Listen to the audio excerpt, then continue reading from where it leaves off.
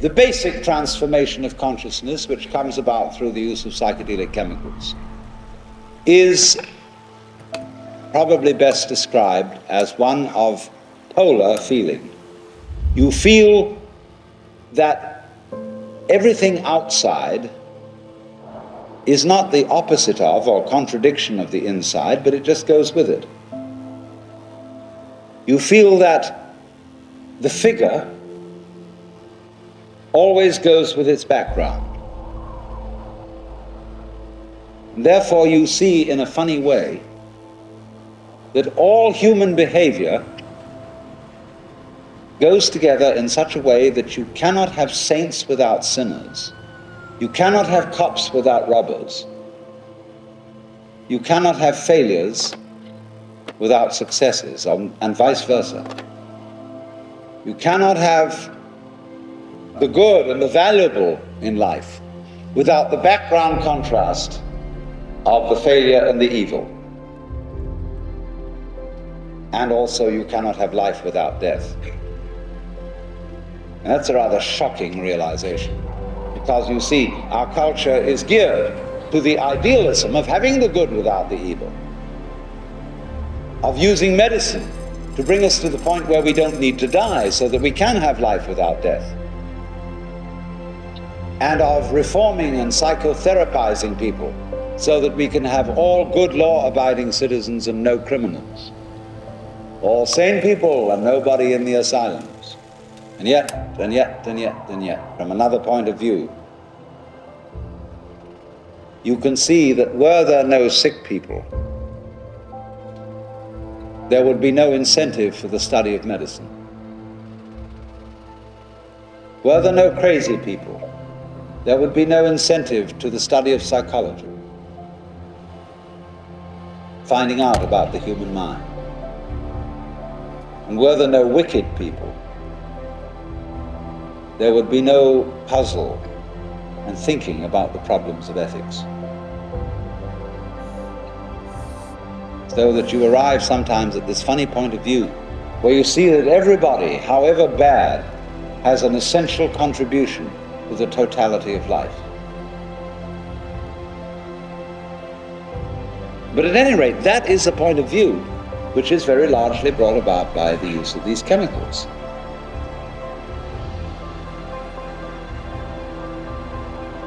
And therefore you can very easily see why any kind of government would be uneasy about it.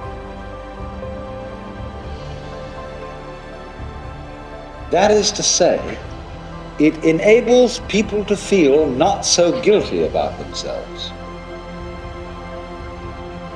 And every government manages people by exploiting and working on their sense of guilt. Because everybody in this room has a private secret.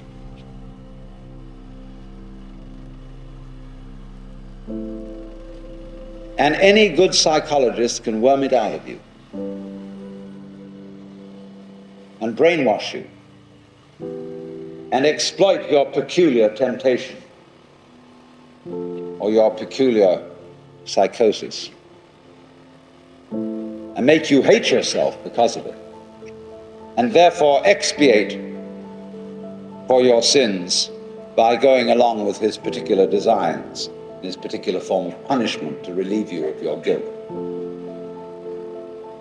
So exploitation of guilt is the primary method of dictatorships, of wangling you into obeying the directives of an authoritarian government. Watch it. Because the idea that all men are equal in the sight of God becomes, under the administration of dictators, the idea that all men are equally inferior. You're all criminals, and therefore the police can be rude to all of you. Everyone's a crook until proved innocent. So there is then a kind of a threat in this sort of experience. And now let's go on to consider, is it a fantasy or is it in any way true?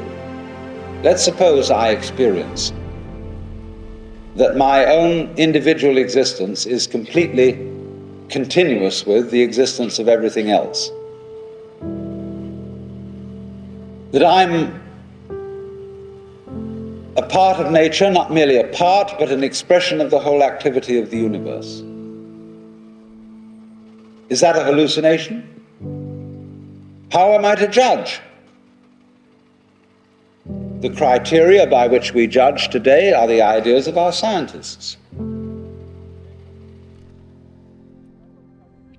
And if I go to the biologist, the physicist, the chemist, I find out that his description of me as a human being fits better with this so-called hallucination than does my normal state of consciousness. In my normal state of consciousness, in which I am a product of a certain culture which believes that every individual is a separate soul or Freudian ego inhabiting a physical vehicle, I feel myself alienated from and separate from everything else that goes on. But if I'm described by a biologist, I'm nothing of the kind. A biologist describes me as an organism environment, not an organism in an environment, but an organism hyphen environment. The way that he describes my behavior, he describes my behavior as the same thing as the behavior of my environment. He'll go further than that. He'll describe the behavior of my environment as the same thing as my behavior. We are a single field of process, or what is sometimes called a transaction. In other words, the fact that the sun is light is the result of my nervous system. My nervous system turns the sun into light, and the sun would not be light unless my nervous system and your nervous system made it so. So, in a way, you make the world. At the same time, your nervous system is in the same physical world as the sun.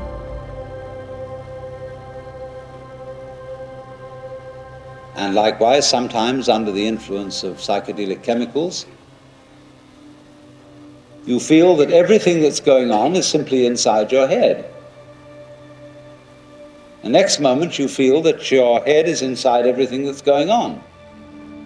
And then you feel that everything that's going on inside your head, it sort of caps itself like this, like a game that children play. Well, both points of view are true. So upon that sort of criterion, I feel that the change of consciousness induced by such a chemical fits the facts of scientific observation better than the normal kind of consciousness which I've been taught in my family and my schooling, where I've been given a feeling of my own existence that is simply the mythology of a particular culture. So then, in basically, young people have become interested in these so-called drugs. It's not that they're just out for kicks. It's so easy to dismiss the adventures of the young by saying they're out for kicks. They're just goofing off. If young people are just the kind of people who are irresponsible and are just goofing off and are out for kicks, why assign them with the terrifying responsibility of fighting with the armed forces? If you can say they are responsible enough to do that, you must not dismiss them as immature little kids. If you think they are, as adults, you fight your own battles.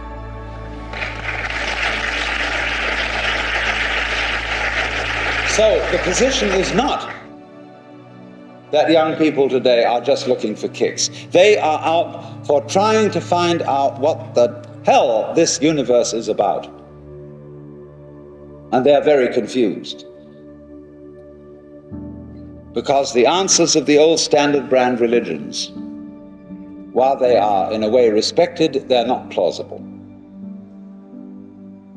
The answers of science also aren't plausible, because they're sort of